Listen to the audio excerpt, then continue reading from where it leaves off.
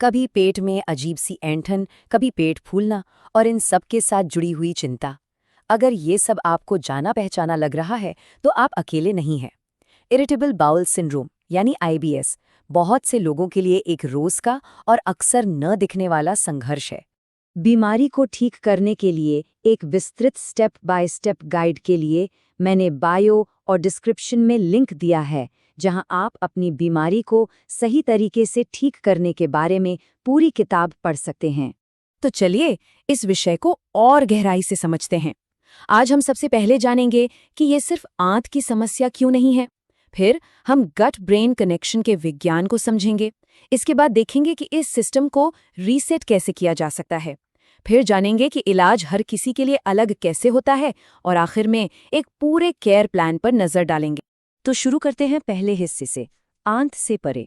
यहाँ हम समझेंगे कि आईबीएस को देखने का नजरिया अब कैसे बदल रहा है। सबसे बड़ा सवाल यही उठता है और शायद आईबीएस से जूझ रहे कई लोग इससे सहमत होंगे। इसके लक्षण इतने अनप्रेडिक्टेबल क्यों हैं और क्यों सारे मेडिकल टेस्ट नॉर्मल आते हैं?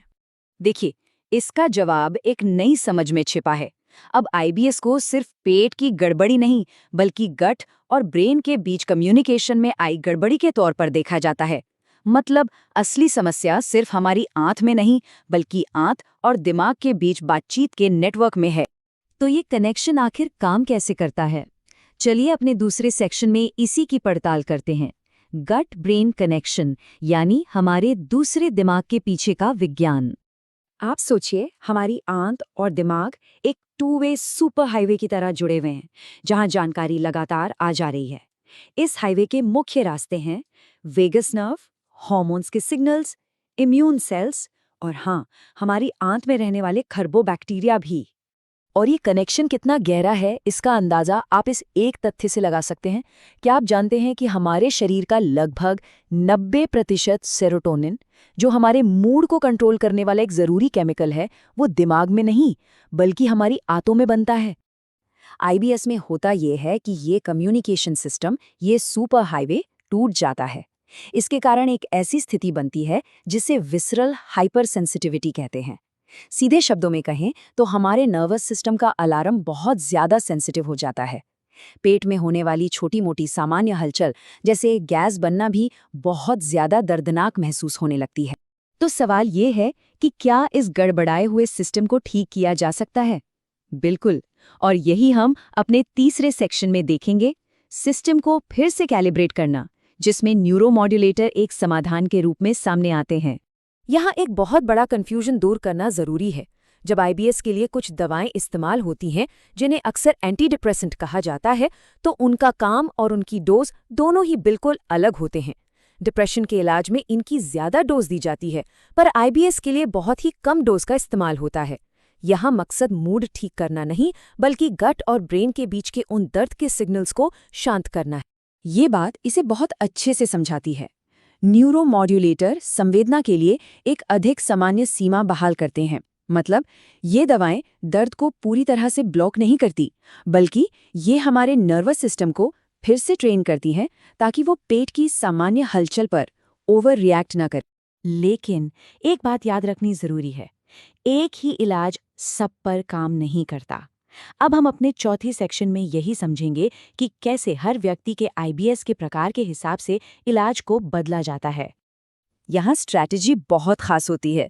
जैसे अगर किसी को आईबीएस डी है, यानी डायरिया ज्यादा होता है, तो अक्सर टीसीएस जैसी दवाएं दी जाती हैं, क्योंकि ये आंत की गति को धीमा करती हैं। वहीं दूसरी तरफ अगर किसी को आईबीएस सी है, यानी कब्ज की शिकायत है, तो एसएसआरआईज का इस्तेमाल होता है, क्योंकि ये आंत की गति को बढ़ाने में मदद कर सकती हैं।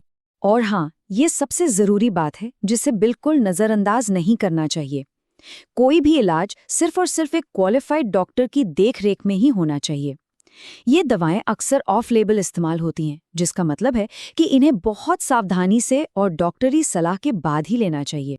तो ये सब मिलकर एक असरदार इलाज कैसे बनता है, ये हमें अपने आखिरी सेक्शन पर ले आता है, एक इंटीग्रेटेड केयर प्लान। क्योंकि दवा तो इस पूरी पहेली का सिर्फ एक छोटा सा हिस्सा है। एक असरदार लॉन्ग टर्म प्लान में कई चीजें शामिल होती हैं। इसकी शुरुआत होती है एक सही प्रोफेशनल डायग्नोसिस से, फिर आती है न्यूरोमॉड्यूलेशन थेरेपी जो सिस्टम को शांत करती है। लेकिन ये सबसे अच्छा तब काम करती है जब इसके साथ मनोवैज्ञानिक मदद जैसे सीबीटी और डाइट, नींद और स्ट्रेस मैनेजमेंट जैसे लाइफस्टाइल बदलावों को भी जोड़ा जाए। और अंत में सबसे महत्वपूर्ण बात यह है कि इस तरह का एक इंटीग्रेटेड अप्रोच इलाज का मकसद ही बदल देता है।